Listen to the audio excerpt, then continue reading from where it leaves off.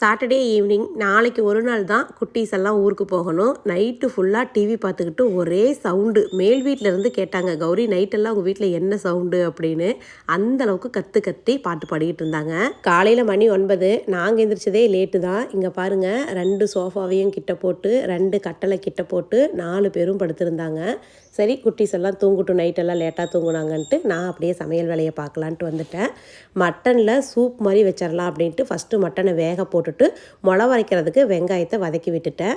Mutton gravy, நாட்டுக்கோழியில் தண்ணி குழம்பு, நாட்டுக்கோழியில் semi gravy, அப்புறம் மட்டன் சூப்பு, மீன் குழம்பு, இதெல்லாம் தான் ரெடி பண்ணியிருந்தோம். அப்படியே ஒரே மிளவா அரைச்சி எல்லா குழம்பையும் வச்சாச்சு. ஐட்டம்ஸ் கொஞ்சம் அதிகம்தான். ஹஸ்பண்டோட அத்தை ஹெல்ப் பண்ணாங்க. அதனால் கொஞ்சம் சீக்கிரமாக எல்லாத்தையும் செஞ்சு முடிச்சாச்சு. ஒரு 11 மணி அப்படிங்கும்பொழுது பார்த்திங்கன்னா எல்லாரும் சாப்பிட்டோம். காலையில் தூங்கி எழுந்ததுலேருந்தே நச்சு பண்ணிக்கிட்டு இருக்காங்க, சாப்பிட்டதையும் கிணத்துக்கு போகணும் அப்படின்னு. அது வேற கெட தண்ணிடா, சளி பிடிச்சிக்கும் அப்படின்னு சொன்னாலும் கேட்கவே மாட்டேன்ட்டு எல்லாரும் கிணத்துக்கு ஒரு 2 மணி நேரம் போல் ஆட்டம் போட்டாங்க. இந்த லீவில் தான் குட்டீஸ் 3 பேரும் நீச்சல் கற்றுக்கிட்டாங்க.